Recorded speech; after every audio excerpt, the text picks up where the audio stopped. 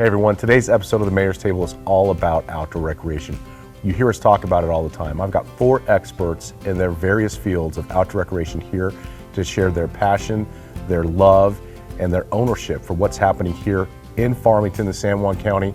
Whether you're just thinking about getting into off-roading, or you're thinking about taking a run on a trail, or you want to get into mountain biking, or you want to take advantage of 65% of the state's surface water that flows on our rivers here, how can you get on it? These guys are going to tell you how. Stay tuned.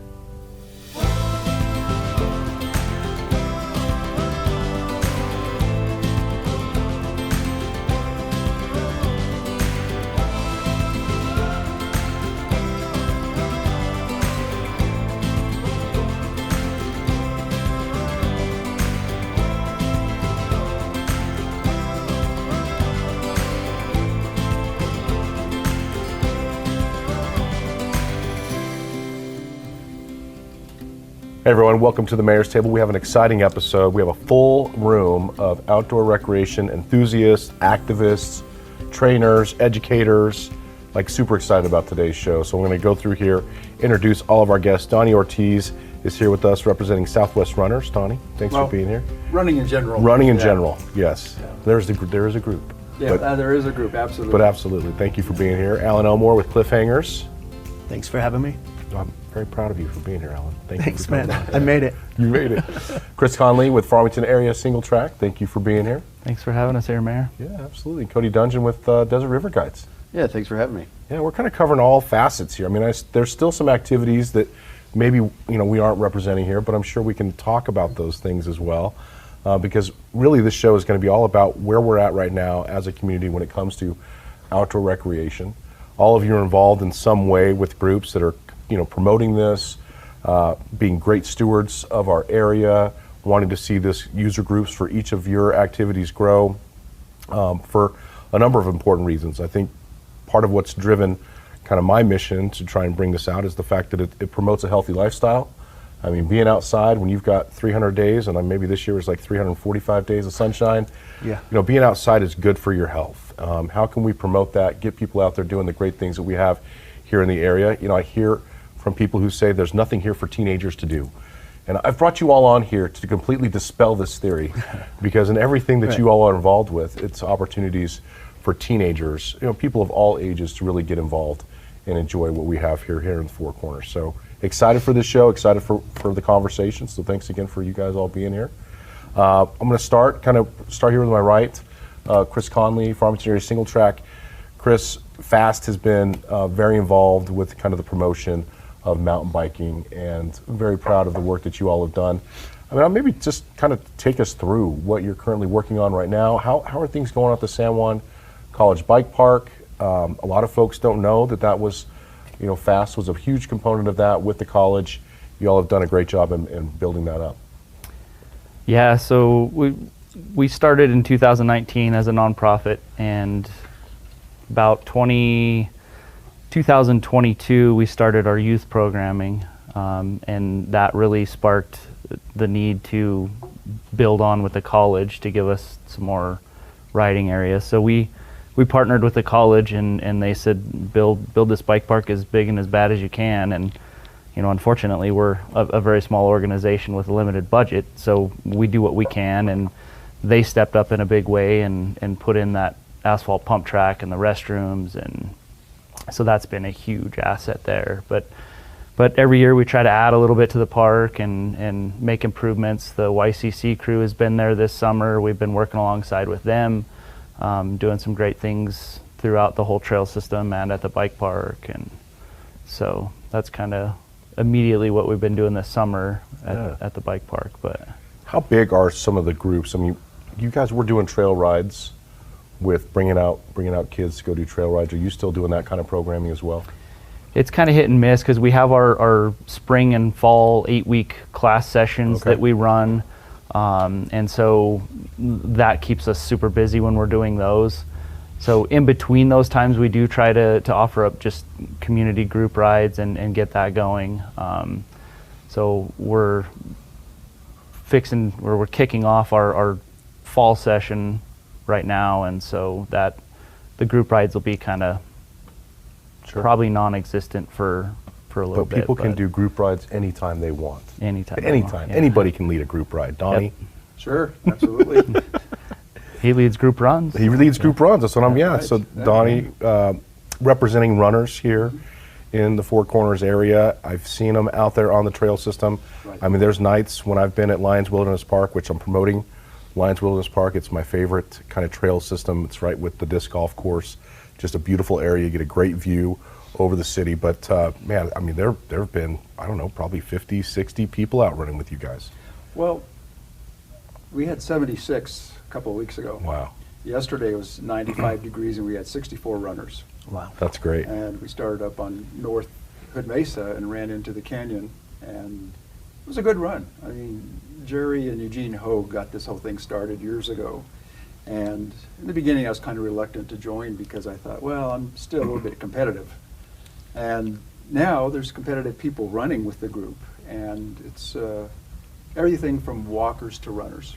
So we have some people who show up early and walk the course, and then we have a group that takes off together and kind of breaks off into 2 or 3 little groups, but it's really enjoyable.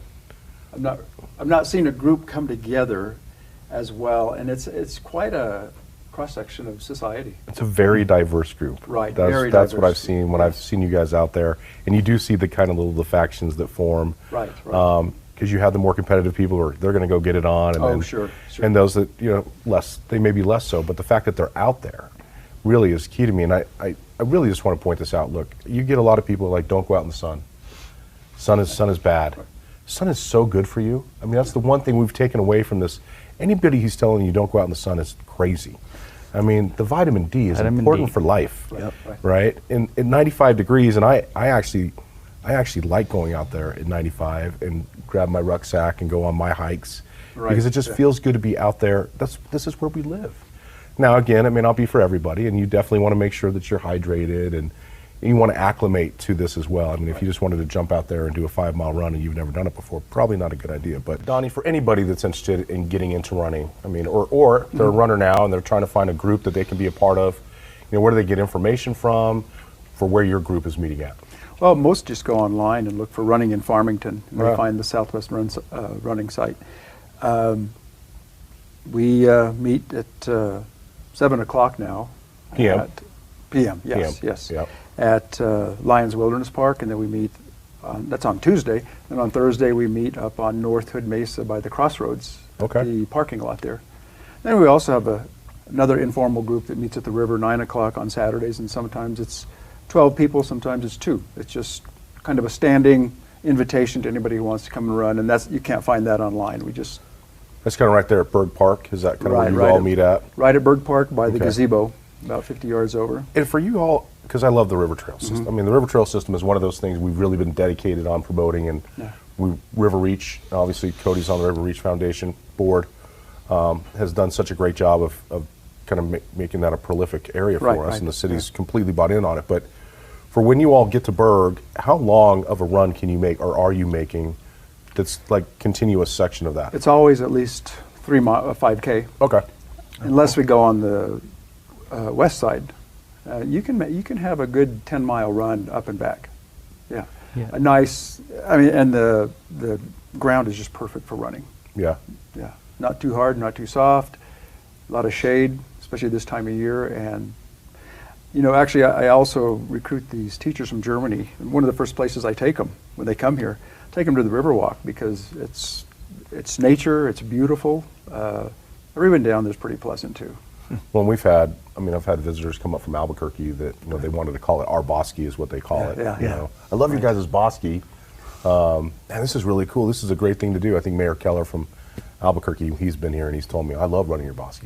But that's great. I mean, we want to promote that area. Right. And I think it's important for people to know that it's a safe place to go out with your family, with your dog, and Right. go and enjoy, or your bike or whatever you want. Our organization gets a permit every year with the city to hold classes down there on the river trail. So we take our Strider kids down there, or beginner classes, whatever. We utilize that as well as the Westland Park trail system along the river. No, your people are really courteous too. Yeah, we try, and Oh, that that's helps. key. That helps us build in the education component of trail etiquette and how, who has right of way, whatever.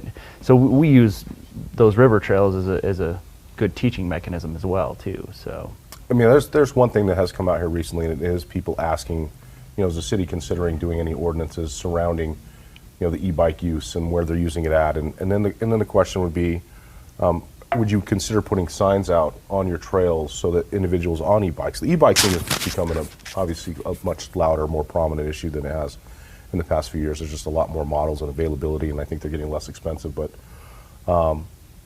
in regards to that, and this applies also to our off-road groups, because we share those trails out there in the glade. What could you tell the community in regards to that? If you got a runner, you got a biker, you got a motocross guy, you got a four-wheeler. I mean, what? Pedestrians pretty much always have the right of way, regardless. Horses. Of I forgot horses. I don't want to forget the horses. Yeah, and that brings into a whole nother aspect of how you treat someone on a horse versus motorized or pedestrians. But we have such a spaghetti bowl. That's the thing, is people have brought that up there. We have a spaghetti bowl. It's all mixed uses. In certain areas, there are now areas that are completely restricted for non-motorized. But Alan, you're going to. I wish it was easy to teach people empathy. That seems like, the answer to it all. Just understanding what it would be like if you're on a mountain bike and I'm on a razor, let's say, and we're sharing the same space, and one of us needs to pass the other, or you just putting yourself in their position for a moment and thinking what it would be like to be them. Do I want to leave them a cloud of dust to breathe, or give them lots of room, and vice versa in their position, thinking about you, maybe I should give them some space or something like that. It only takes a second, but not everybody has that capability or foresight. I think empathy is a taught thing, it's a learned skill.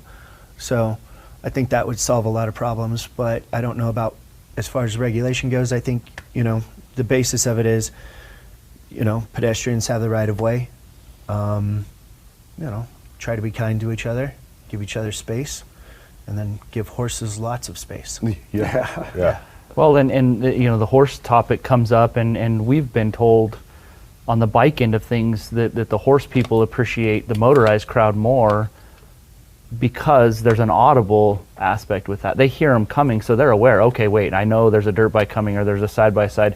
Where with a bicycle, it's a very quiet mechanized machine that can come up behind a horse and spook them. Sure. So, that's where you really have to be aware of your surroundings and what's going on and notice that horse and say, all right, I'm going to stop and let them approach me. Or you got to give them an audible from a good distance to let them know, hey, what would you like us to do? How would you like us to pass? Whatever. Communication. Just polite, kind communication goes a long way. Well, I've always heard, while we're running, on your left, coming on your left. Right. Yeah. And it's really nice. I mean, I don't know if you guys train them that way. But We do, yes. Yeah. I mean, that's part of the things that we teach in our classes, Right. is how to pass people and how to raise that awareness. Because it's a simple, hey, good morning, whatever, just Right. to let them know, because a bike can come up on you really quick and very quietly and can startle people. So yeah, it's... Well, and then even for the pedestrians, using the right-hand side of whatever trail you're on, or if you're at the river walk, typically slower people to the right-hand side. That way people can pass on the left.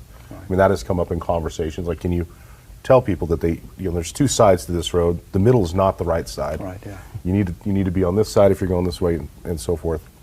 I mean, these are simple things.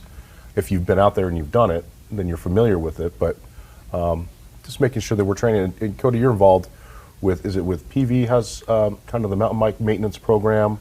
Yeah, at Piedra Vista High School, the last couple of years, we've been doing it's called Project Bike Tech. It's a mountain bike and regular bicycle mechanics class, and part of that class is also test riding the bikes. We do for the level 2 class, a trail building unit. We haven't gotten to that unit the last couple of years, but part of that trail building is how do you make sure there are spaces where people can see coming around corners, making sure people know what's going on, and just teaching the kids generally how to ride a bike, because even in high school level, a lot of these kids have either very limited experience riding bikes, especially on trails, or none at all. I had one student this year who was a great mechanic, had lots of experience building four-wheel drive trucks and stuff, had never worked on a bike, had never ridden a bicycle, and didn't understand any of the etiquette behind being out on a trail on bicycles. And with those bikes, when we build them, we've got to go out and ride them, test them. And part of that was like, okay, before we get out there, guys, there are going to be other people on these trails. You need to make sure they know you're coming. You need to slow down when you're going to pass somebody. You're not going to come down the hill as fast as you can and pass by somebody that's walking their dog. You know, Right. Make sure you know what you're doing, you know where you're at, and make sure that they know you're coming. So, and that's just general courtesy. Like these guys have all said, we're trying to educate not just our students, not just our kids, but the public in general that, you know, be courteous out there. The outdoor recreation scene has expanded so much that there are users on every aspect of our trails out there and on our rivers. I mean, when I'm coming down the river and there's another boat below me, I'm going to give them space. You know, they need to be able to run that rapid first. That way I don't go smashing into them if they get stuck on a rock or get surfed in a wave or something like that. Right. So it's all similar aspect that courtesy goes a long way, and communication. Communication. And I think there's this, you know, I've thought about this just in regards to at the time that we, the state first made OHV street legal. And then the city of Farmington kind of came in behind that and said, okay, we're going to do our own ordinance for that. Is the training aspect of anybody who's purchasing a razor. I'm going to use the razor as an example. As somebody who purchased a razor back in 2012 and didn't have any reference to the trail etiquette and the expectations out there in the glade where you've got mountain bike trails and off-road trails and all these things, I mean, I thought I've got a razor, I can go anywhere I want to go. And how wrong I was, and I feel bad for all the mountain bikers around my neighborhood because I'm like, why is this log going across this trail right here? This is where I want to go, you know. And so I would move it because I was ignorant, and right, didn't have. I'm like, and then eventually, all of a sudden, I'm like, there's a reason. But is there any program? I mean, designed, and I'll use the OHV, and really, it's mountain biking. It's for anybody, but if you're going to get into this thing, what resources are available? And really, I would love to make it like you've got to take this class in order to buy this vehicle, kind of thing, you know. But do you point anybody in those directions? Unfortunately, that just doesn't exist. I mean, especially from the retail side of those things. I mean, how many side-by-side retailers want to tell you, oh, well, you can only use it in X number of places? Right. How many bicycle stores want to tell you, well, it's illegal to ride e-bikes on BLM trails or whatever. There's only one sanctioned e-bike trail in Farmington right now. I think they're working on doing more. But, you know, so there's all those aspects that the retailers don't want to say, well, you're limited on using this. They're not going to tell you that. They want to sell you the unit, and what you do with it is up to you. So that's where I think the state, when it comes to, because you've got to get your OHV registered, and it's got a special on-street license plate, and that there could be a kind of a component that says, in order for you to have this, you've got to do this thing. Well, Colorado has a separate OHV off-road tag that you have to get the sticker, but you just still go to the store and you pay them money, but you could have to go through, you know, a 20-minute course online. I don't know that makes a whole lot of difference either. Yeah. If people are going to be disrespectful, they're going to be disrespectful. Yep. You know, we put up a lot of signage. There's a lot of signs. There's a lot of things. There's logs blocking trails where you're not supposed to go. There's Right. signs that say this kind of equipment only on this type of trail. And then, I mean, most of it's pretty obvious too. Single track, not single track, you know, and you would assume that. you would assume that. Well, but you as a couldn't, repentant like, sinner, I will say, seriously though, like, it has one line, this one has two. yeah. Like, it you should would be think really- common sense dictates, but it doesn't. Right. Yeah.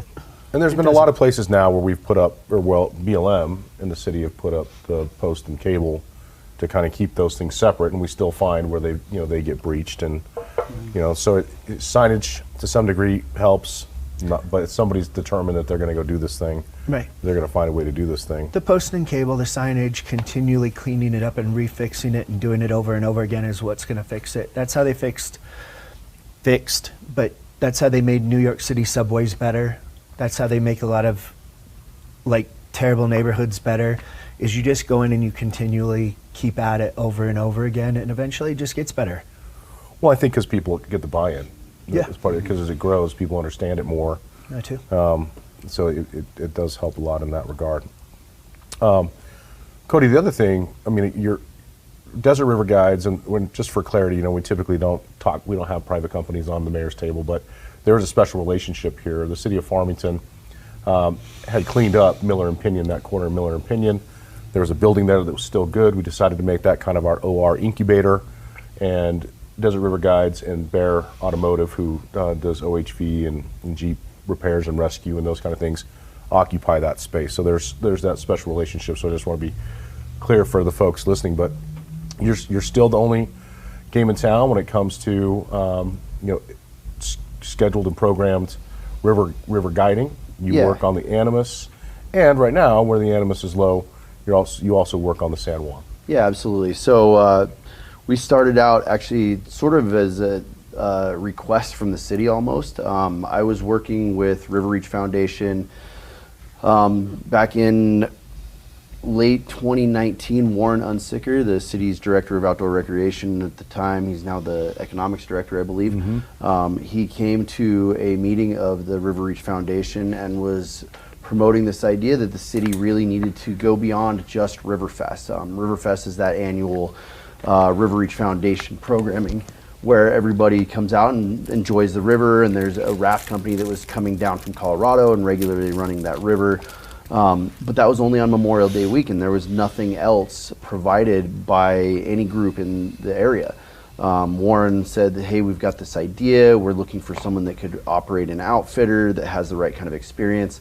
I started river rafting when I was 11 years old. Started out by buying a few $100 used raft that I got at a garage sale, and I started on the Animas River, going from Flora Vista down through town, having to get my raft out of the water and go around a couple of those low head dams and sort of portage some stuff. My dad just shoved me out on the water with a life jacket and a couple of oars, and off I went in an 11-foot cheap raft. That got me interested in rivers and swimming in the river around Aztec and Flora Vista where I was growing up, and then eventually became a professional starting in 2006. I ran rivers all over the country, all over the western part of the country. I haven't been out east. And I came back home in 2015, was spending the summers back in Montana rafting. And when the city made that proposal, I started thinking about, well, I could do that. And then in 2020, just before COVID hit, the city had gotten a hold of that building and invited us to take a look at it. We went out and looked at it. The idea was that this would be a space that would be affordable to store rafts, would be affordable to start a business out of. That was a big push towards getting the company started. I also then worked with a raft company manufacturer out of Aztec, New Mexico, that built our first couple of boats for our commercial stuff, and we started promoting the idea that everybody can run these rivers and do it safely. I mean, if you don't know, go with a pro. But once you've learned, it's great. There's guys like Alan that took a couple of classes and have gone out and learned how to run rivers by themselves and rent boats from San Juan College. Or Good job, Alan. I didn't take any classes. No, you didn't. Okay, I you took just a followed crash. Stephen I Wayne. took a crash course with Okay, Stephen Wayne. perfect. Well, Yeah, a 5-day crash course without cell phones. Oh, or yeah. internet or anything. Yeah. perfect. Well, And the wind and the wind and the rain and the weather. rain and the Rafting weather. definitely has all those Snakes aspects. But if you're gonna get out there, we have really good beginner level rivers here in San Juan County. We have a couple of decent Class 3 rapids that would have some consequences at high water, but below about 5,000 CFS, you can run these things without any major fear of significant injury or harm. And people need to know that we have that available. And by creating this raft company, by working with the city in the incubator, we've been able to train about 15 guides over the years. We regularly staff 7 guides. Often they're teachers out of Donnie's program. We've got a couple of German raft guides. Nice. The teacher exchange program that he works with. So we're promoting recreation. We're promoting safety. We work with a lot of different youth groups come out and go rafting with us, and the Farmington High School soccer team comes out every year. Piedra Vista Baseball has been out with us a couple of times. During Connie Mac, I know we've had Connie Mac, we've we had have several full teams groups that come coming out on yeah. a regular basis. Yeah, just it's really good to be able to get people out there. And I think by having a commercial company in the area, it shows people that it's not just viable for one group, it's viable for anybody that's able to try it. Yeah. You know, the college has rentals for rafts for people that want to get on it. We do free training every spring. In April and May, Desert River Guides invites anybody that wants to learn how to raft to come out and float with us. They don't necessarily have to want to become a guide with me. I will train you so that we promote the rivers here in town. Because once you start making use of a resource, you want to protect that resource. Yeah. And so that's one of the biggest things that we've done on a regular basis. We've trained lots of people that chose not to actually work with us, but they have learned how to do this and how to do it responsibly, safely, and leave no trace. You know, and whether you're in the backcountry on a 4-wheel drive or riding your bike through single track, those of us that are outdoor recreationists want to see that place pristine. And once you start using it that way, people do keep it that way. And that's one of the biggest benefits, I think, of working with the city on that building is we can now promote those ideas and that river use. And our rivers are so underutilized Right. up Oh, to yeah. this point. And, you know, I think you guys are doing a great job of getting that exposure and cleaning up the rivers. I see you guys always doing annual cleanups of pulling junk out of the river. And Well, you know what's nice about that too is some of these teachers have come back again to have their vacation here. And they start off in Farmington and they go south, they go north, they go to some of the other tourist attractions. Right. But they start back here. I mean, it's been great for tourism. Right. And Awesome. you did get a couple of them started. Yeah. Yep. Well, I mean, you bring up a lot of points there, Cody, and the safety component of it, and I wanted you to kind of dig in because maybe some misnomers of where we can go on the rivers, like let's take for the Animas, for example. You know, Penny Lane was a big project that the city invested in. That's where our pump station is at to take water up to Lake Farmington. But it was kind of a dangerous place for rafters until kind of an upgrade was done. And then we had a low bridge just south of where the new River Wave is at. It was also a danger, and those areas have been fixed and are safe. And Yeah, they've been corrected very well. Penny Lane was what's called a low-head dam. It was a concrete structure that went all the way across the river as a single flat surface. What that creates is a very strong recirculation in the backside of that dam that was actually had killed people in the past. And with the promotion of recreation by the city as well as the knowledge of that dangerous situation, the River Reach Foundation in combination with the city promoted a development and upgrade of that now we call it a ski jump. It is a fun rapid.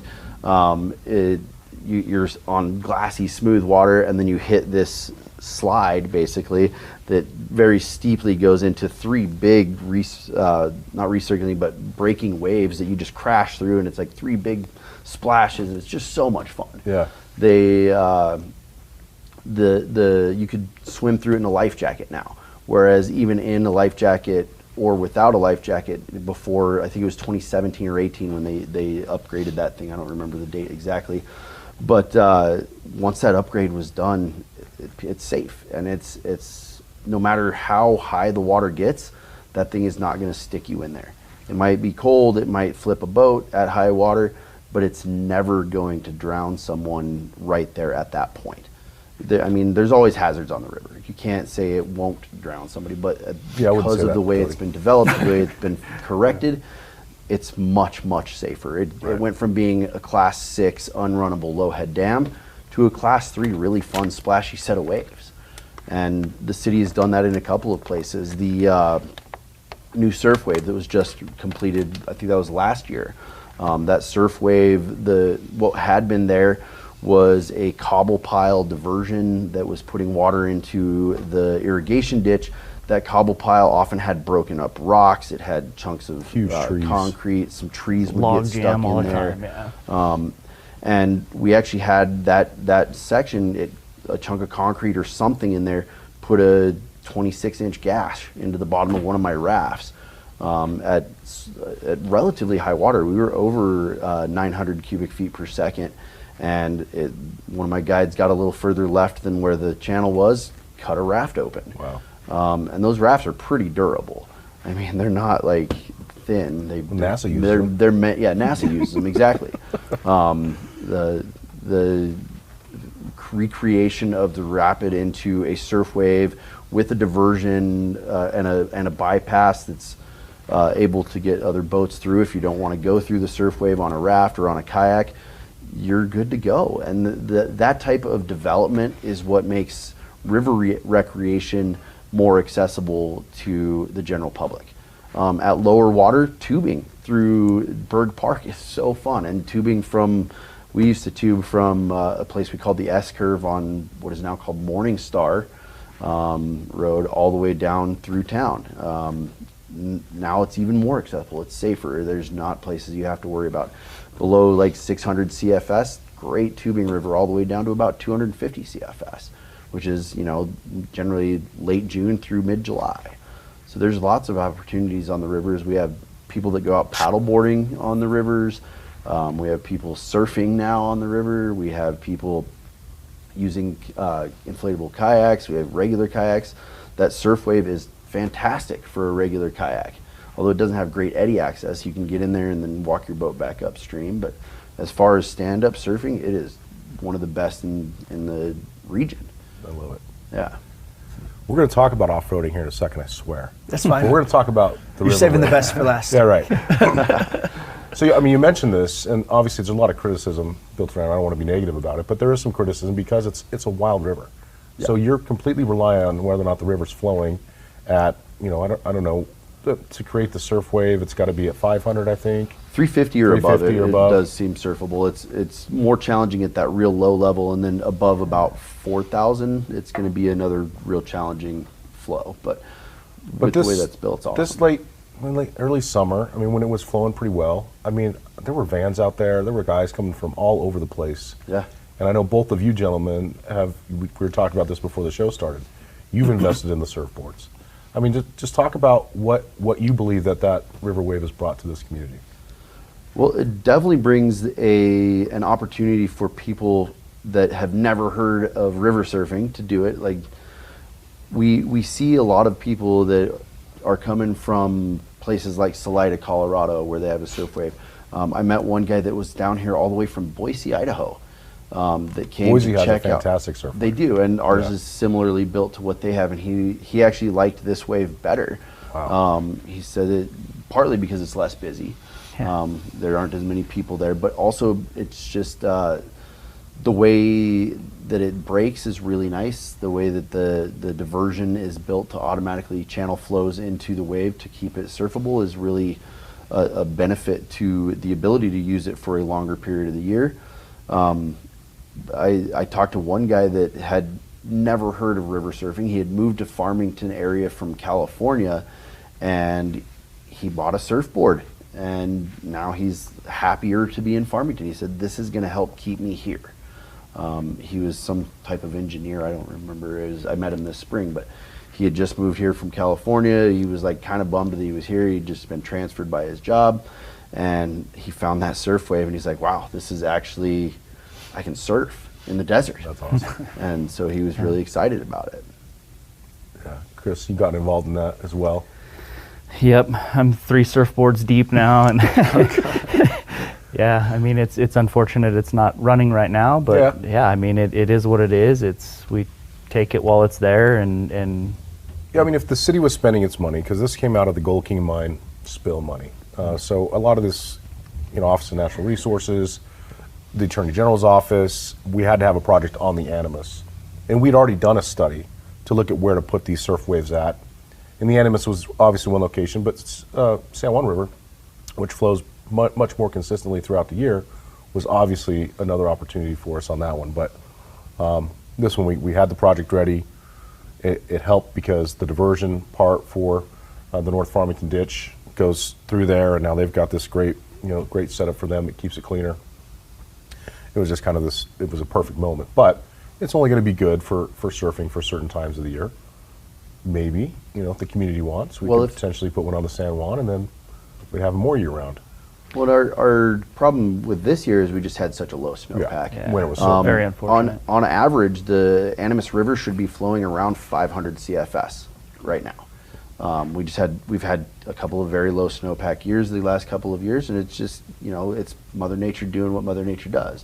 Right. If we get a good snowpack year and have decent monsoons, it could run the full summer long. It's just a matter of, Yeah. Mama gives us what she wants to. Right. No, that's a great point. Yeah. So, anyways, we'll see about future investments in those things. But, I've met a guy, I think he was from Taos, that had made his way down here and had been kind of accessing it over a couple week period. And he's like, dude, this is incredible. Yeah. I'm like, what do you do for a living? He's like, I just chase surf. I'm like, what's that like? How are these people finding it though? It's pretty, there's a lot of chatter about it. There's a group out of Denver. Facebook groups and stuff. Yeah. I think it's Yeah. yeah. So, and I mean, there's, for really the future of that property, you can see what's happening on the south side of that with the Market Pavilion. We're going to finish out the park back there. It's going to have a promenade, kind of an amphitheater, this cool maze design in the concrete that I'm kind of really stoked about because I got to play on one in Georgetown when we were on trip on the East Coast. But then on the north side of the property, we've gone out for letters of interest for private entities to come in and build, restaurants or something that's kind of accompanying the hospitality industry with an outdoor recreation spin on it that would have some retail. We'd like to see a surf shop kind of thing open up or kind of an outdoor recreation shop be there. But to give the private industry an opportunity to invest because that's the closest part to the river. You get to have that great overlook out there on all the activity that's going on. If nobody's been on the backside of the museum, that's another great rentable space that the city has. I mean, there's weddings back there. We had our class reunion back there. We do the Summer Terrace music series. So that park has so much potential still. And this is just one of those components to it that I think is going to make it makes it Farmington a special place. Yeah. The restaurant on the river was one of the first things brought up with the new teacher. Is there a restaurant somewhere we could sit on the river? Sit on a patio. Right. Or, Yeah, yeah. Deck overlooking the river. Yeah. I think about the restaurants that are on there, really kind of that corner where Middle Fork Square is at and before then, and the opportunities they had to build something that would have been, very perfect there. But that's where I'd like to see that happen. Well, at the on time that those were museum being property. built, that was the edge of the river was not beautified very well. There was a lot of concrete and rubble there. Over the years, groups like the River Reach Foundation, as well as the city of Farmington, have found that by beautifying that area, we are going to be better able to promote tourism, better able to promote commercial businesses in that space. Farmington largely, over the last 50 years, felt the river was an industrial space for keeping things away from the rest of the city.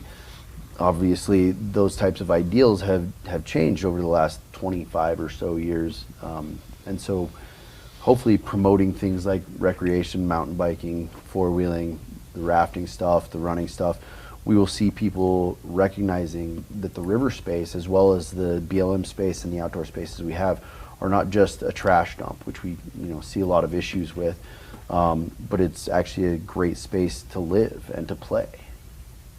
Perfectly said. Speaking of cleanups,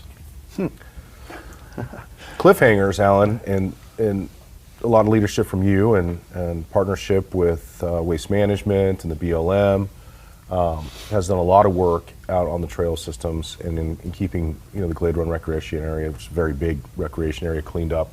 So I just want to tell you thank you for you and the group's efforts in doing that. But let's talk about cliffhangers. Cliffhangers has been around since the 70s. Yep. Obviously doing, well, we've got a great big event coming up. We've got 4x4 week coming up, so this is a very timely show for that. But maybe talk about things that Cliffhangers is doing and the work that's been done.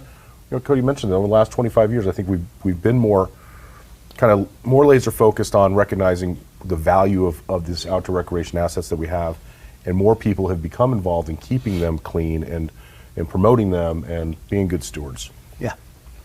So Cliffhangers, starting in the 70s, was doing off-roading here and in Moab, traveling back and forth up in Colorado as well. I know, I'm not sure when the cleanup started, but I believe it started in the 80s or 90s. But it was just a club cleanup. Right. So they would just go out a couple of times a year and take, trailers full of trash to the dump from the canyon. But it never really put a real dent in the illegal dumping out in the canyon. It's always been a pretty big problem. I joined Cliffhangers in 2018, had my first Jeep, just wanted to get out and learn. And you kind of have like an initiation with the club, or you have to attend group meets and go out wheeling with them several times before they let you join. They vet you, but they also do a lot of training, and they do in that they do trail etiquette training and driver training. More importantly, even what are the capabilities of your vehicle. And over the years, I've owned several Jeeps because of that. And then more recently bought a Razor as well, and joined Cora, which is the Canyon Off-Road Association. Okay. They're a newer group, but they're more side-by-side specific group, even though there are side-by-sides in Cliffhangers. Sure. Cliffhangers evolved from being just, lifted trucks on 32-inch tires, Jeeps and Blazers and Broncos and stuff or Toyotas on 32-inch tires, to having guys in rock buggies on 45-inch tires with rear steer and side-by-sides now. The trash cleanup thing, several years ago, I don't even know, 8 or 10 years ago, I took it over and started doing a spring and a fall trash cleanup. I wanted to involve the community more and more, and so I made it more of a community event than a Cliffhangers event. They're still sponsors. They still show up more than anybody else. Of course. Like half the people that are there are Cliffhangers members or family. They're very, very active in cleaning it up. Now we have Waste Management sponsoring it, and 6 construction dumpsters. We have other sponsors, or no, I'm not supposed to mention businesses, sorry about that. We have several other sponsors, so everybody gets donuts and coffee in the morning, and then a free lunch in the afternoon, and then as they bring in loads of trash, they get raffle tickets, and then from our other sponsors, we're giving away prizes and stuff, and we typically have well over 100 volunteers, and we completely fill up the dumpsters, and now we have heavy equipment and dump trailers, so we're able to go out and pick up large piles of yard waste. And that's a funny thing. People always think yard waste doesn't do anything, like it's decomposable, right? And it is. It's decomposable in the desert in 200 years. That's how long it takes your pile of sticks to decompose in the desert. 200 years. Look at that camera. Yeah. So 200 years. 200 years. So that's what it takes. A pile of sticks. Yeah, it's decomposable. Your great grandchildren will be around to watch it decompose finally. What about a sofa? The sofa is Tell us about much that. less How does that decomposable. We find cars out there that have been buried in the wash and just started to come up, and we'll pull them out of the sand, and they've been in there since, the 60s and 70s. So we find some old stuff out there. Wow. We've had some interesting stuff found at cleanup, stolen cars, and each one's an adventure. But typically fill 6 construction dumpsters now, all volunteers. Nobody's getting paid to be out there. But the next one, this fall cleanup, is the 29th, so coming up here in a couple of weeks. It'll be from 8 to 4 p.m. And if you want to join us, you just go up the canyon, about 2.7 miles up to Brown Springs. And that recreation area was built because the man hours that we collected doing the trash cleanups. So what we started doing with the BLM was getting people to sign in and how many are in their party and how many hours they stayed. And then we reported those man hours to the BLM. The BLM was able to use those man hours to get funding for the area. Wow. And then they built the pavilion at the entrance, and then the pavilion out at Brown Springs, the campground, and the vault toilet. There's like training tracks out there now. Yeah. There's like a little kid training track. So for 4-wheelers or little dirt bikes, and then there's a bigger one that'll fit even like your basic side-by-side before you go extending it and putting big tires on it. But That's awesome. yeah, it's a good time. Well, I will tell you that my kids, one of the things that I really got involved whenever you took over the cleanups, I mean, I just made it a point for my kids, like that's what we went and did. And so they will tell you that. I remember a lot of times sitting on the back tailgate in my dad's truck, just driving down the road and just jumping out and grabbing cans and grabbing whatever they could get off the roads. And so it's a part of their their memories, and they're very fond of it. And they're also very diligent now. When they see trash wherever it's at, they pick it up.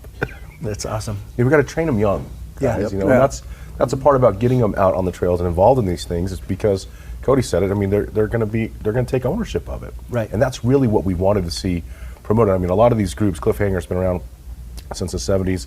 I'm sure the running groups have been around for a number of years. Cody, you're pretty fresh. I mean, for having 65% of the state's water flow through, surface water flow through your area. I mean, you're a trailblazer, Right. in the stuff that you guys are doing. It was pretty shocking to me then that no one has even attempted to have a commercial rafting company here in Farmington. The Durango guys would come down once a year.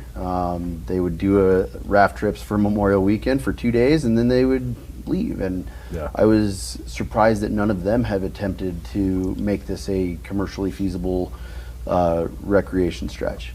But here we are, trailblazing. I love being able to say that we were the first company to ever try it.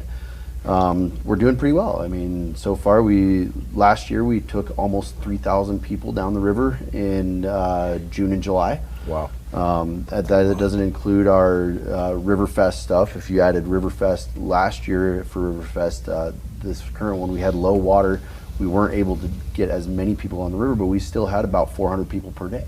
Wow. Yeah, so it does really well. The people that go out there are surprised at how much fun they have. Even on the San Juan River, where it's just beautiful and scenic, there's not really any white water, but it has otters and beavers, and we see deer, and I saw a gray fox last week. We see blue herons. There's huge covens of blue herons out there. We have a group of nesting bald eagles down near the takeout towards Kirtland that this year there is a pair of adults, a pair of immature bald eagles that are starting to fledge into their bald white heads, and then we have a pair of fresh babies that were born this year, hatchlings. And they're creating a community of bald eagles right there that we see every time we're out on the river. People don't recognize what's out there. And we were talking about cleanups. In the last 5 years, we have pulled out car doors. We have pulled out water heaters. Our cleanup, not this spring, but the spring before, we pulled out 57 tires in the stretch of river between McGee Park and the confluence with the Animas River on the San Juan. And that there were more that we just couldn't dig out. We didn't have the tools. The largest tire we pulled out was about a 48-inch tall tractor tire. One of those kind of skinny but narrow but real big diameter tractor tires. We often see new tires. Someone out there is dumping tires in the river. Like we pulled out this spring in a stretch that we have previously cleaned on McGee Park. We pulled out another 29 tires. That's our biggest trash that we see out there. But Alan, I should mention that commercial. if they dump tires in a wash, they're going to to end up in the river too. Yeah. You get a heavy rain and some flooding, it's going to push everything down into the river. We see a lot of that where there are bags of trash that get washed at the mouths of some of the washes and some of the areas where there's stuff coming off of the cliff side. We find bags of trash. We find I found a cooler full of books, which was kind of random. A water heater. Why would you just dump a water heater in the river? I don't get it. And the city does. Some of this is in the county too. Yeah. And unfortunately, like there was this mentality, and really, they stereotype Farmington as this awful industrial place. And if you went out and tried to use a mountain bike trail, off-road trail, or the river, you're going to just get ambushed with all this trash and junk. And that's how people down there are. I mean, I've heard that before from folks up in our neighboring states. We're all working, I think, to that end to try and change that stigma. Absolutely. But it doesn't help when it sounds like it's commercial business is dumping tires. I mean, Right. And in the city, we have so many different services that are tied to waste management to help address those kind of things. I mean, we have the dumpster weekends where you can bring your tires, and we'll take care of that for you. But Yeah, I don't get it. Well, I really another don't big get it. issue we have is private landowners along the sides of the river think that the river is a great place for yard waste. Russian olive trees cut up and thrown into the river. Grass clippings. A lot of people also, for bank stabilization, they go collect riprap, which is old concrete and stuff, and they use that along their riverbank. And yeah, it helps for a while, but then it gets washed down and ends up piling up in the rivers, and again, stuff like that cuts up not rafts, engineered, or they're it just becomes a throwing it out hazard. It's there. not. Yeah, they're just piling it up on Yeah. the side of the riverbank. And private it- property owners buy washes, dump whatever into washes into the too. washes, yeah. And so that's a big. We have a issue coffin on come top down the and river bottom, one time. throughout the watershed. That Yeah. in the 50s and 60s, bank stabilization was being done with old cars.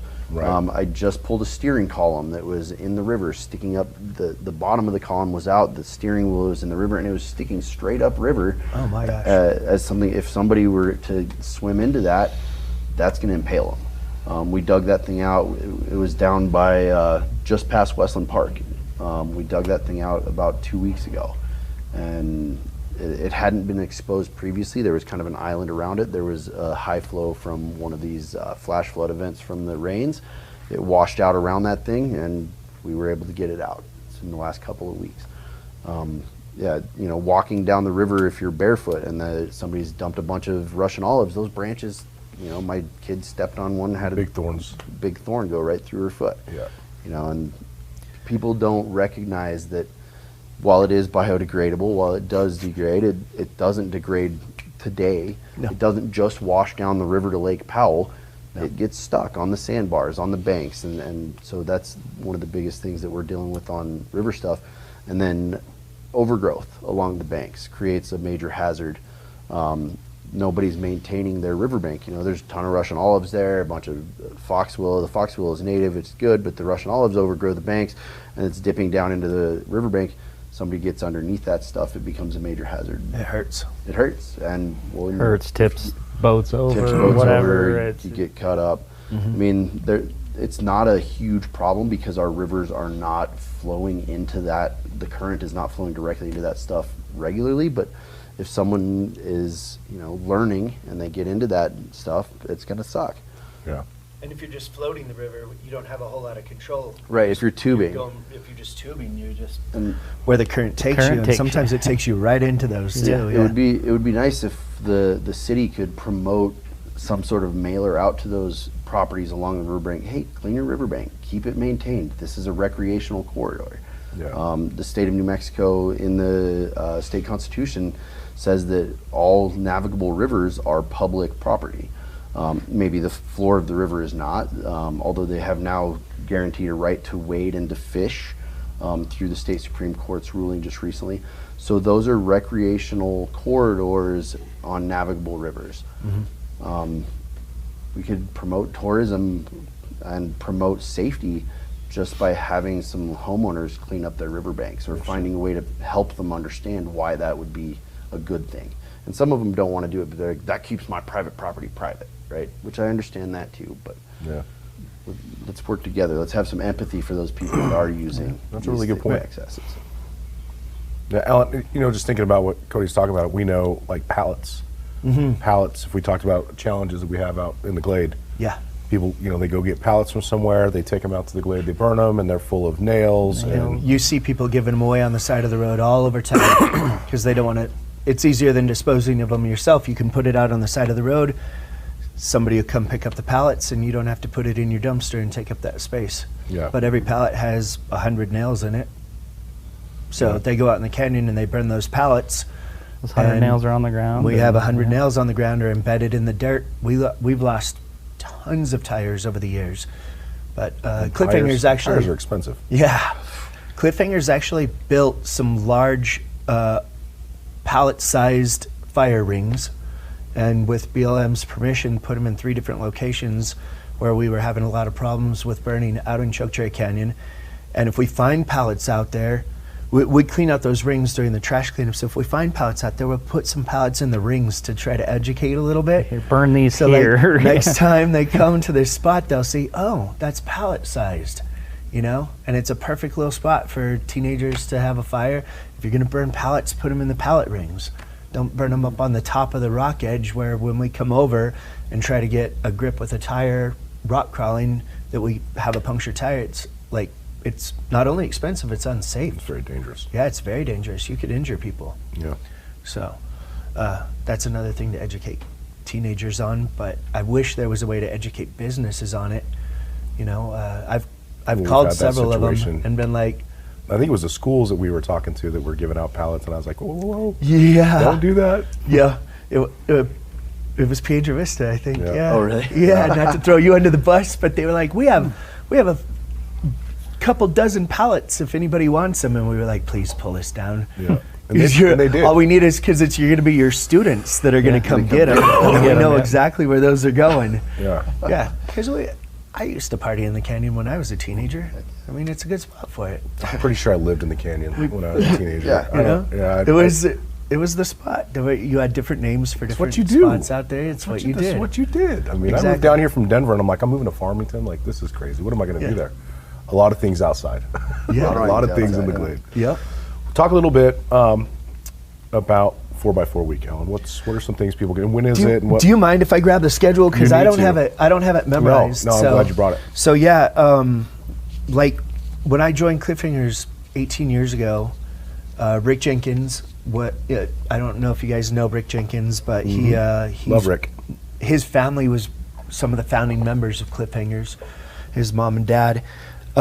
He and I came up with this idea for a 4x4 show and swap. And it was held at Advantage Dodge for years, and it's kind of evolved over the years. And I think this is going to be oh goodness, I'm getting old. It's going to be like year 18 of this. Holy smoke! So anyway, year 18. Now it's a whole week. There's several events. I mean, so it starts Labor Day Monday. Monday there's an all car clubs car show with a beach party theme, and there's Clancy's is serving food trucks. This is going to be down at the Civic Center. Most of these events are going to be held at the Civic Center or the Canyon, either or those two locations. Clancy's will be serving food. Food trucks will be there, or Clancy's will be serving alcohol, I guess. Food trucks will be there. They'd have that service through the city, right? Yep. Food trucks will be there. It's free to bring a car to show. Be an off-road vehicle, hopefully, but if not, it doesn't really matter. Just come and have some fun. And this is coming back to the show and swap, so there will be a swap meet for parts. So off-road parts, people bring trailers or trucks full of parts, or even if they just have a couple things. Tuesday is fall crawl now. So fall crawl is guided four-wheeling, and it's every level. So they have some levels that are dirt roads or just a little bit rougher, like you have to go into four-wheel drive, but it's not going to be any aggressive rock crawling. You've got your side-by-side groups. You've got your medium rock crawling. That's going to be some trails, and there's going to be training going on. You have your harder rock crawling, and then you've got your buggies and rear steer drag link buggies. And so there's several different groups. There's multiple days. So fall crawl is Tuesday, Wednesday, Thursday, Friday. Wow. Or Tuesday's the sign up, Wednesday, Thursday, Friday, right? 3 days of off-roading, and we even include one of the easier trails. They go to Largo Canyon and I was explore going to all say, the ruins. there's some of those that are out more east. Yeah, they Yeah. do all the ruins out there.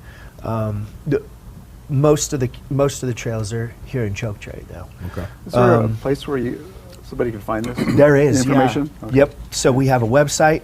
Oh, okay. We have a website. We have a Facebook page for it. We have a Facebook group for it, Okay. and a Facebook event. The fall crawl sign up is all digital. You get a T-shirt. You get a goodie bag. It's a good time. You get fed. Yeah. But Tuesday there will be that, and then there's a meet and greet barbecue at Hoodoo Glass down on San Juan Boulevard. Tuesday night is a night run in the canyon at 7 p.m. It's just an open invite. Anybody who wants to go night running. Wednesday is first day of fall crawl, so that'll be most of the day. But then Wednesday night at Ultimate Performance UTV, they have the business after hours, the Chamber of Commerce one. It's hosted by 505 Outsiders, and there's a taco fest, and that's a good time. Yeah. More side by side leaning on that Right. one. Thursday's the second day of fall crawl. Then we have the first day of the Four Corners Vendor Show, which is back at the Civic Center. All vendors are invited. It doesn't have to be 4x4 themed or outdoors themed, but it would be nice to have some, if you guys are interested in bringing your groups. It's not expensive to sign up. We would love to have you guys there, Yeah, kind of especially intermingle that. Anything outdoors Networking, is going to anything be great. Networking. We have thousands of people that are going to be in town for this event, so it's great to get eyes on what you guys are doing out there too. So that'd be a great event, and that's a 2-day event. So that'll be Thursday and Friday, set up at noon, and then Friday is the third day of Fall Crawl in the morning, and then the Four Corners Vendor Show Day 2, and then Friday night is the Downtown Takeover, which is a car show, vendor show, audio competition, and then flex ramp competition, which you've seen before. I don't know if the rest of you guys have seen the flex ramp competition. This is the funnest thing in the world. You have a 30-degree metal ramp, and it's just a single ramp, and it's a contest to see how far you can drive one tire up the ramp before your rear tire comes off the ground. And so there's a calculation that is like the length and width of your vehicle and then the distance you travel up the ramp, and there's a calculation that's done, and we have different categories as well. We have like rock crawlers, regular on-highway vehicles, side-by-sides, and we have trophies for that. But it's fun to watch. There will be people that will land on their sides. There'll be some vehicles that are so equipped that they'll keep their back two tires on the ground, and they'll take the front axle and set their tire on its side completely, which to me is amazing that a vehicle has that sort of articulation. Then Saturday and Sunday are the We Rock Grand Nationals, which they just keep coming here. Yeah, they and love I it. think they'll continue to keep coming here because they love the way we host them. That is the Super Bowl, the Super Bowl of rock crawling. I say, I'm not into sports. It's So, astounding. That it's- event is absolutely mind-blowing what they do with those It's insane. machines. Yeah. When they shoot the gap, it's like the last event, and they shoot, I'm like, this is nuts. Oh yeah, especially so on Sunday they have this part where they've been scoring points over a series of competitions over 2 days, but this guy might have some catching up to do, but they have this just the final competition where he could gain enough points to get first place, and they just go all out, and you've never seen vehicles do what these guys do, and it's good fun. It's hot. It's hot. It's hot. A little windy, Yeah. but they have food trucks out there. It's and- high risk, high reward, that last yeah, event. I bring shade. Yeah. Bring chairs, bring shade. But that is a fun event. It's fun to go out there both days. Honestly, that's a good time. Yeah, the shootout. Oh, the shootout is also now the name of the Ultimate Performance UTV competition. So they have their own separate UTV rock crawling competition kind of race, and that'll be Saturday night. So you have Saturday and Sunday for the rock crawlers, and then Saturday night for the UTVs, and that's this hosted thing by has grown Ultimate a lot. Performance. It's growing huge. Yeah, that's fantastic. That's just a ton of events in 1 week. yeah. Yeah, I had no idea all these things. Yeah. Yeah. And thousands of people come to town for this. Yeah, So, yeah. We fill the Wow. hotels, we fill the canyon. There's every space out in the canyon, it's got campers in it. Yeah. Yeah. Yeah. Right on. So- Well, for more information, people can go to... Yeah, they can go to Cliffhangers, cliffhangers4x4.com is the website. Or you can go and search Four Corners 4x4 Week on Facebook, and we have a page. Follow that page. Click on the events. Yeah. Or farmingtonnm.org. Farmington Great community calendar. It's got all that on there. Yep. Road Apple Rally's coming up as well. Four Corners Balloon Rally is going to be going on. It'd be cool to get a balloon around here. Is that outdoor recreation? I mean, I feel like Yeah. it is. I mean, it's dangerous. Yeah. You will never catch me in a balloon. I'm just Oh, saying. it's so fun. You should try it. I'm not going to do it. Nobody's I wanna here jump out of one. representing them, but dirt bikes are fun. Dirt bikes are fun. Yeah. And we have some great motocross tracks. Yeah. Yeah. Disc golf is fun. We've Yeah. got a couple we got like three disc Three golf. really great, good disc Yeah, golfs. great disc Yeah. golf courses. What if you Golf count is that one outdoor out west? recreation. Golf. I love golf. Me too. I love our golf course. Our Indian golf Hills. course is I had beautiful. a neighbor my moved here gosh. from San Diego, and he put disc golf in his yard. Did he really? In the canyon, yes. He said, "Come over and play anytime you want," which I thought was kind of strange because he's right close to Lions Wilderness. Well, that's another thing that's great about Lions Wilderness. Yeah. You got the disc golf out there, and you got the trail. You can go hiking. You can bike it. You can go to the amphitheater. Yeah. You can have a picnic. There's a lot of great things to do out there. Have we left anything undone today, gentlemen? Hiking, shooting. Hiking, yeah. Shooting, just not in the city. Shooting Just ranges. not in the city. And There's some At shooting out here, ranges. yeah. Yep. Yeah, Yep. there are legal shooting places. There are. Yeah, Yeah. over by Safety City. That's right. Check with Right, the yeah. BLM office. Check with the BLM and office. They will let you know what areas you can shoot. Yeah. And where you can't. and- Don't shoot towards bike trails on Yeah. Pinyon Mesa. No. Well, I think the biggest thing when you're shooting out in BLM is to really take a look at the backdrop of where you're shooting. Because Yeah. a lot of people just think, well, I'm going to go up against this hill and shoot. You might want to look beyond Look at that what's and up see on what's top of that there. hill. Yes, yeah. I'm guilty of it. One time I was shooting out at Pinyon Mesa, and I thought I was in a legal shooting area because there was trigger trash there. And I'm shooting towards the canyon wall, and along comes this mountain bike, and I'm like, oh my God, I've been shooting at a mountain bike track this whole time. Yeah. Yeah. You need to know Sorry, where. guy. You got a Yeah, so situational awareness. Just awareness is the But biggest thing. asking BLM's a great idea. Yeah. Yeah, I think that's a big thing with any of our recreations, even running including. Know what you're doing and do some research. Get Right. out there and find out where the true accesses are. That's one of the big things on river running is, while, like I said, the river itself is public access, that it is considered public property, there's a lot of private property along those riverbanks, and a lot of those owners don't want you just tromping along on the side of the bank. You can't just stop anywhere to have your picnic at lunch. Yeah. Right? You've got to know the spots where it's okay, where it's approved. The city's created a really good map that shows some locations where that is available. The map itself, I think, is still working on being published on the city's website somewhere. But you know, if you have questions, you can always call those commercial companies or get a hold of someone like Cliffhangers or FAST or the BLM, whatever organization it is, whatever type of recreation you're doing. The majority of commercial and non-commercial organizations that are doing these kind of things want to help you do it safely so that they can continue doing it right. Yeah. I provide almost on a daily basis information to people who call me up. Just yesterday, I had a guy that is out here from the East Coast, from West Virginia area, wanting to know where the river access is and what is available, what's runnable, what's not. And so they call up the commercial companies because we have that local knowledge. And I have never called a commercial rafting company from Canada to southeastern New Mexico that wouldn't provide you with that kind of information. I've never called up a Jeep company and said, hey, I want to go out four-wheeling. They're going to say, okay, well, this is the spot. This is where you can go. Right. Even though you're not necessarily using their services are promoted by you doing it right. And so do it right. Find somebody that's willing to provide you with that information.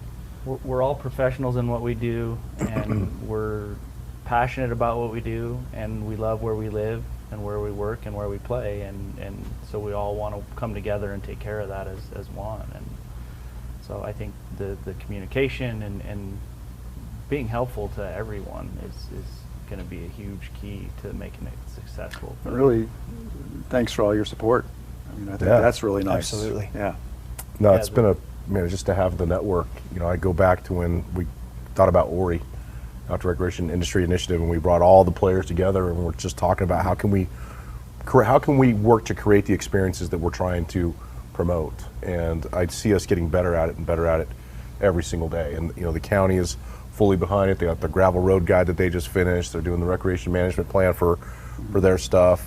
San Juan College, obviously huge in it.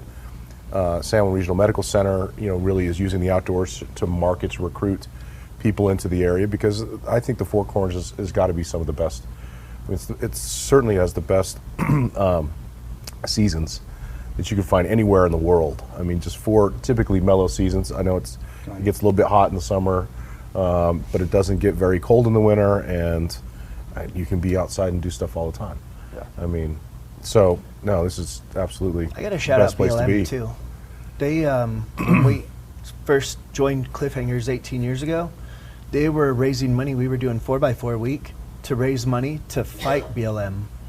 we were hiring attorneys, we were hiring consultants, and we were fighting BLM to keep trails and keep public lands open because they saw the dumping, they saw the abuse of it, and their solution was to put gates up. Just close Right. They it. were just going Close to put it. a gate up at all the entrances and close it all off. Yeah. And so we were fighting them, and now, you know, under new leadership, after years of showing them that we're maintaining trails, we're cleaning up garbage, and we're self-policing out there, that they have become partners, you know, and it's They're I more of love an that. ally. Yeah, We've more had an the ally same than an experience enemy. with the BLM. They're now a partner instead of Yep. you know, constantly butting heads with.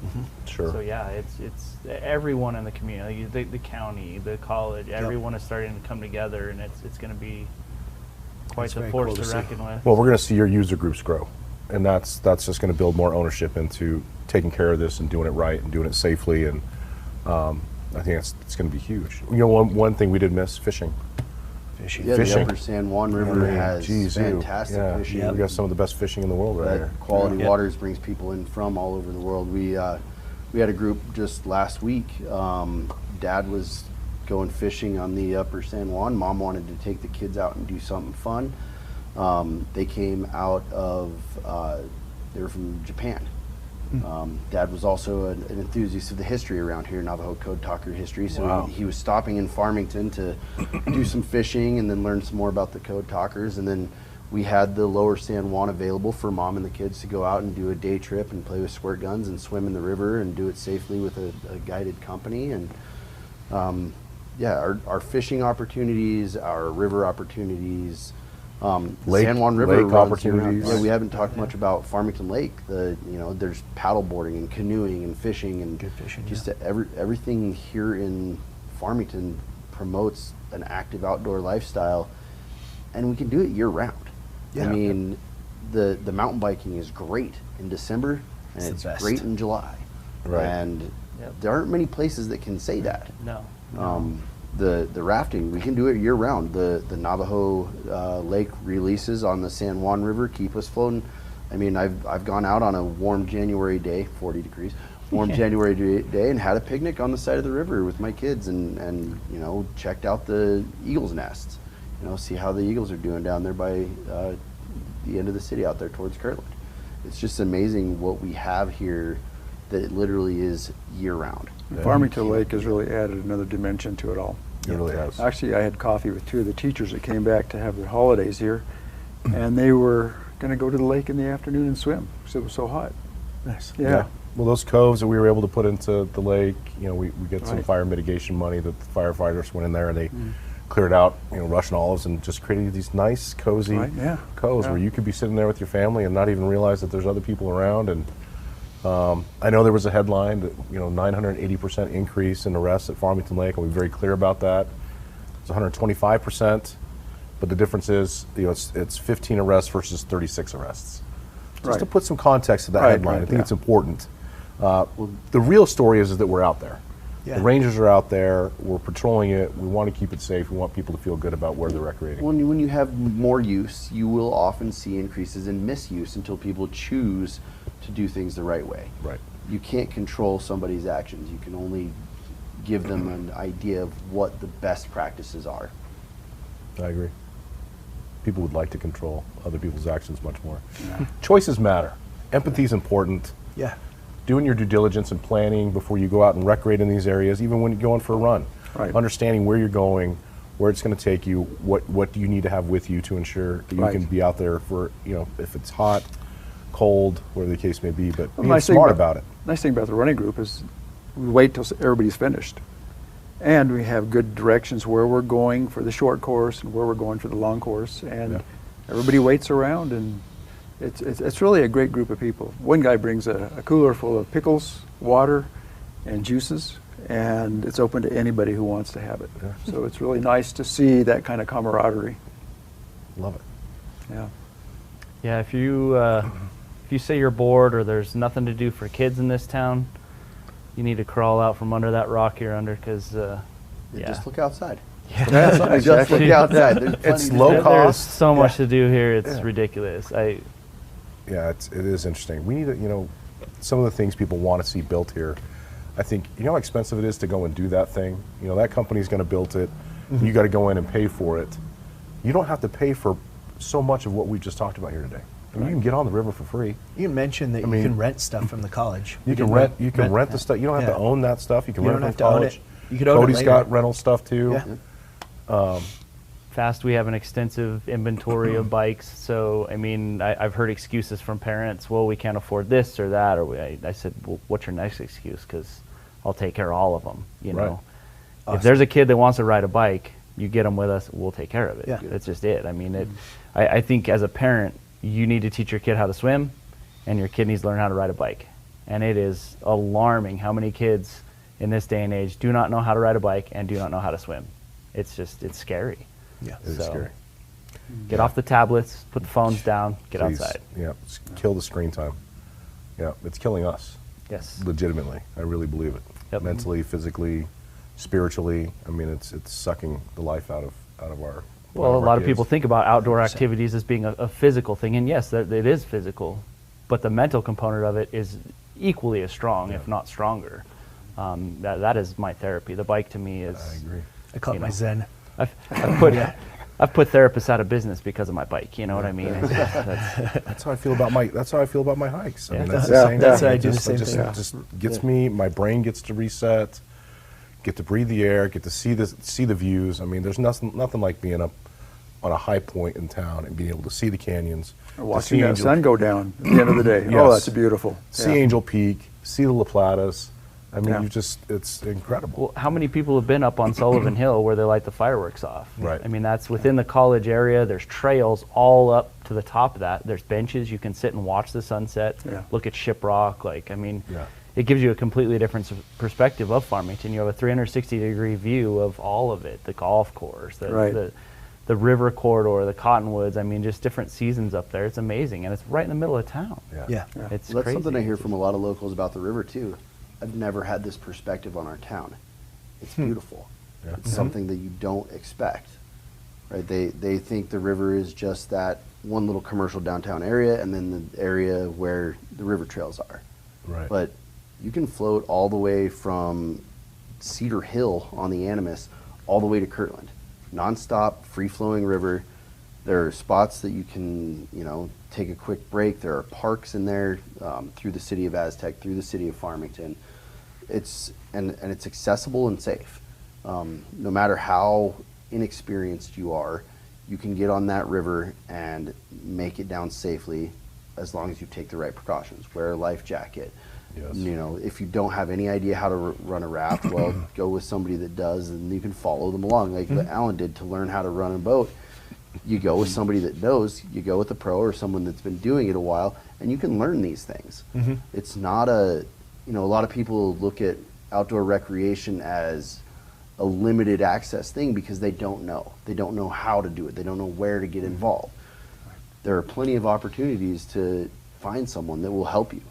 Like I said, we do a free training every spring. It's, Saturdays in April and May. Come on out. I'll teach you how to row a boat. I'll talk to you about river hazards. I don't care how inexperienced you are or how small or weak you think you are. I taught a girl, she weighed 78 pounds and was about 5'1", and she can row a boat as well as almost any professional raft guide I've ever worked with. Wow. And it's not a matter of strength, it's a matter of technique. Yeah. You can learn to do these things. Yeah. You can Cliffhangers. get on a bike and learn to shift it. You can get in a Jeep and learn to drive it. Cliffhangers Forum on Facebook, I saw last week a young lady was like, we just moved here and we have this vehicle and we don't know where to go or actually how to do any of the trail runs. And almost immediately, join us Sunday morning at 10 a.m. We'll be out at the canyon. We'll show you what you can get on. We'll get you through some trails.